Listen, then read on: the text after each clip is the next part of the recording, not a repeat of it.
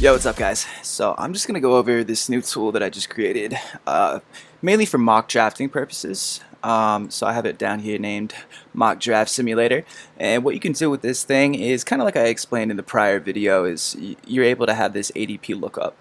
So basically from wherever you're drafting from, say we're drafting from the 10 spot. It's going to show you the neighboring picks, 4 before and 4 after, and it's going to have them listed all here. It's also pulling in all their projections, but it also transfers all this over here to this data table with the 2017 statistics, as well as their projected statistics over here. It's just a good tool to be able to compare guys when you're on the clock and you want to see all their specific stats side by side, as well as their projections. Typically when I'm mock drafting, I'm using Football Guys Draft Dominator, which is an excellent, it's an awesome mock drafting tool. But sometimes it's hard because you can't see specific stats kind of lined up, as well as specific projections. All you see is like a point total, and I mean there's some stats there, but I just like being able to see all these stats side by side and get a gauge of things like consistency and starter percentage and ADP and all this all right in front of you.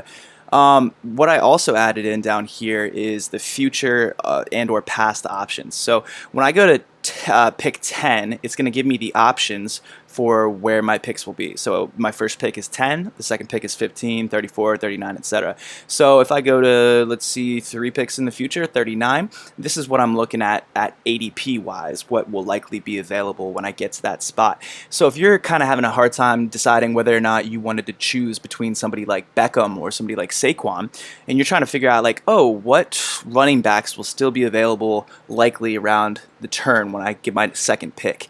And so as you can see here, we got guys like Dalvin Cook, Leonard Fournette, Melvin Gordon, most likely going to be gone by the time you get to that 15 spot. But guys like Christian McCaffrey and Dalvin Cook, there's a good chance will still be there when you get around that turn.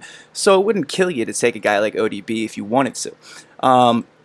So also, if I change this, if I'm actually drafting from the 6th spot, this is automatically going to change down here to the options for 6. So if you look at 6, and then we're looking at our next pick isn't until 19, this is a very different situation, because if I go wide receiver here, I'm basically looking at McCaffrey again as a possible choice, but then guys like Shady, who we don't even know if he's going to be playing based off possible suspension, and McCaffrey, I mean, those are the only 2 top tier quote unquote running backs remaining. Go to the 30s. We got Jordan Howard, that's not terrible. So you can kind of get an idea of how you want to construct your roster based off what might be available. Also down here, as you're going along, I've made it possible to just kind of add your players in. So say at pick 6, I took Alvin Kamara. I could go ahead and do this little drop down and go to Alvin Kamara. Let's see where he at. And then this will auto-populate all of his statistics that are above here. And then it's also going to auto-populate all of his projected statistics. And then down here you have your team totals. So say my second pick, say I go with Davante Adams. So we'll just go ahead and plug in Davante Adams. And let's see, where you at? There we go. And now, as you can see, all of these statistics are being pooled in here, as well as the consistency rankings, starter percentages, roster construction. It's just a good way to kind of keep a tab on what kind of team you've constructed thus far and know how you want to go forth with it.